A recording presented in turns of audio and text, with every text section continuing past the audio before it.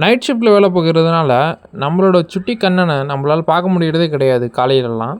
ஞாயிற்றுக்கிழமை அதிகாலை மட்டும் கொஞ்சம் சீக்கிரமாக எந்திரிச்சதுனால நம்மளோட சுட்டி கண்ணனை பார்க்க முடிஞ்சது. அவர் பார்க்குறதுக்கு ரொம்ப அழகாக இருந்தாப்புல. அப்படியே கொஞ்சம் இயற்கை நடையே போட்டோம். போகிற வழியில் இயற்கையில் ஒரு அதிசயம்.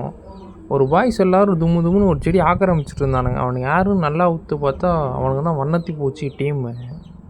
பார்க்குறதுக்கு ரொம்ப அழகாகவும் ரொம்ப அபூர்வமாகவும் இருந்தானுங்க. எல்லாம் புதுசாக இப்போ தான் பிறந்திருப்பானுங்க போல். அவனுங்களை கொஞ்சம் நேரம் சைட் அடிச்சுட்டு நான் வீட்டுக்கு கிளம்பி வந்துட்டேன். ஒரு முக்கியமான ஃபங்க்ஷன் ஒன்று. என்ன முக்கியமான ஃபங்க்ஷன் ரொம்ப யோசிக்காதீங்க. பாய் வீட்டு பிரியாணி. அவங்க ஏதோ கல்யாணம் சொல்லியிருந்தாங்க. அதனால தான் நம்ம ரெடி ஆகிட்டுருக்கோம். ஆன் டைமுக்கு போகணுன்னு சொல்லிட்டு நம்மளோட திரு வண்டியை எடுத்துகிட்டு நம்ம கிளம்பிட்டோம். சரி நம்மளும் முஸ்லீமும் ஆகிடலான்னு சொல்லிட்டு எல்லாருக்கும் வணக்கம் வச்சேன். எல்லோரும் திருன்னு பார்த்தானுங்க. முஸ்லீம் வீட்டில் எல்லோரும் சலாம் தான் சொல்லுவாங்களாம். நான் போய் வணக்கத்தை போட்டு அசிங்கப்பட்டேன். சரி வந்த வேலையை முடிக்கலாம்னு சொல்லிட்டு நான் டேரெக்டாக பந்திக்கே போயிட்டேன். அங்கே போய் பார்த்தா அருமையான பிரியாணி. பாய் வீட்டு பிரியாணி தான். அதுக்கப்புறம் கடைசி அது ஒரு இனிப்பு கொடுத்தாங்க. பாதாம்பால் மாதிரி இருந்துச்சு. அருமையாக இருந்தது. மதராசப்பட்டினத்துலேருந்து நண்பர் ஒருத்தர் இந்த காணொலியும் கொஞ்சம் போடுப்பா அப்படின்னாப்புல.